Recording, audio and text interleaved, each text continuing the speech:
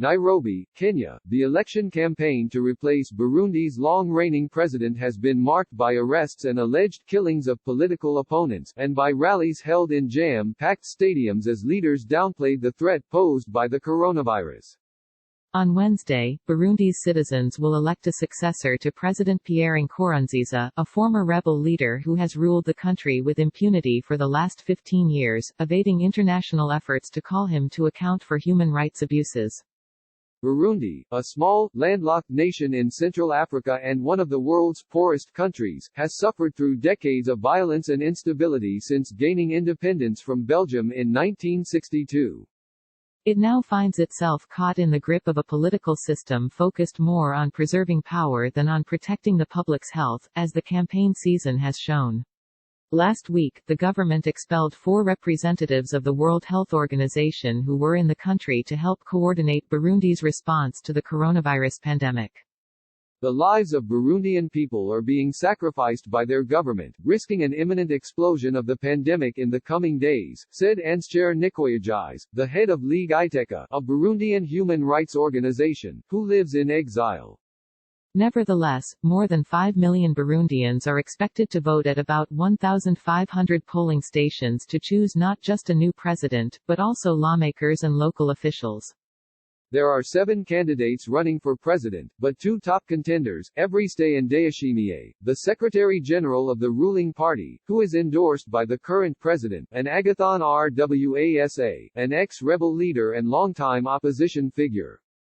Experts say that this election could be the first competitive vote since a civil war that began in 1993 and ended in 2005. The official election results are expected to be released on June 4. But the campaign has been marred by violence. Between January and March, Ligue Iteka, the local human rights group, documented 67 killings, in addition to 14 extrajudicial executions, 15 cases of gender-based violence, 23 cases of torture, 204 arbitrary arrests and 6 abductions. Journalists have also been threatened and arrested, according to Human Rights Watch and the Committee to Protect Journalists. The violence reflects the reign of Mr. Nkurunziza, who came to power in 2005 and whose authoritarian rule has been shaped by human rights violations and mass displacement. The elections are the first since 2015, when Mr. Nkurunziza's decision to run for a third term led to widespread protests. After a thwarted coup attempt, unrest across the country triggered a crackdown by security forces, which killed hundreds and caused more than 400,000 people to flee to neighboring countries. A United Nations inquiry into the crisis documented extrajudicial killings, torture and rape committed by intelligence officers, the police and the Youth League of the ruling party, known as the Imbonerakure. After the UN urged the International Criminal Court to begin a prosecution, Burundi withdrew its membership from the court altogether in 2017. Amid allegations of political repression, voters in 2018 overwhelmingly passed a referendum that extended presidential terms from 5 to 7 years and gave more powers to the president. But last year, Mr. Nkurunziza, 55, surprised his country by announcing that he would not run for another term. The ruling party in January picked as its candidate Mr. Ndayishimiye, a former army general who worked in the president's office and served as cabinet minister for interior and security. Mr. Ndayishimiye says he wants to reduce poverty rates, boost infrastructure projects and improve agriculture, considered the backbone of the economy. Mr. Rwasa, his main challenger, had run in the 2015 presidential election. His political party has faced a concerted campaign of intimidation and arrests.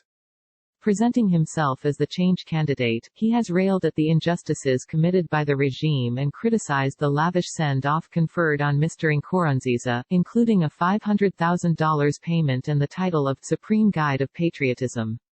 Life is becoming more and more unbearable, Mr. Rwasa recently told a packed stadium in Ngozi province in the country's north.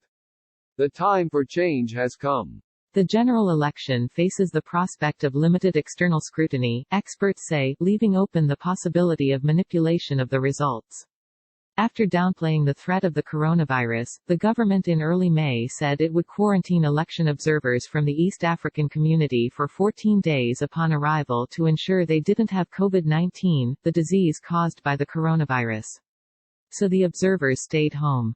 Domitile Mugisha, a 28-year-old teacher in Bujumbura, said of the election, "It is a process that has never been transparent, therefore, its results are always criticized."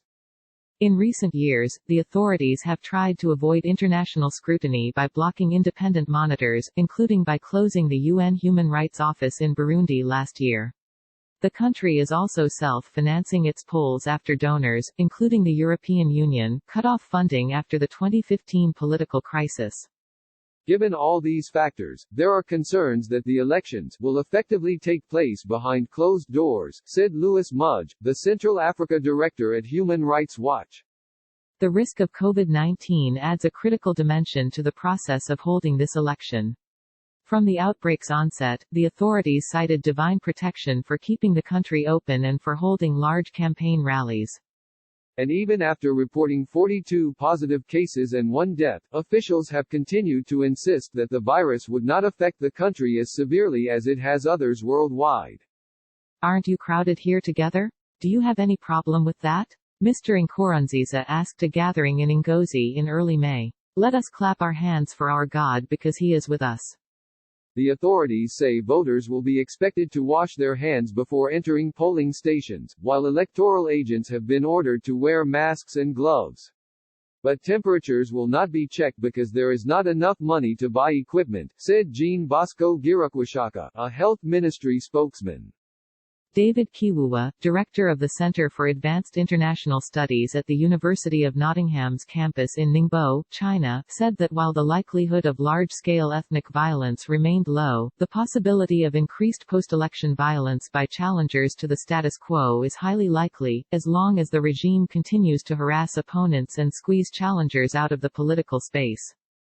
Voters, in interviews, pleaded with the parties to leave behind violence and come up with solutions that would improve their lives. Andre Nahimana, 29, an activist for tax justice, said that no candidate was able to objectively show how he would mobilize reliable resources to finance his program without bleeding an ordinary citizen who is becoming poorer. Everyone promises wonders, said Ernest Ndikamana, 36, a shopkeeper in the capital, Gitega. But attaining that is impossible.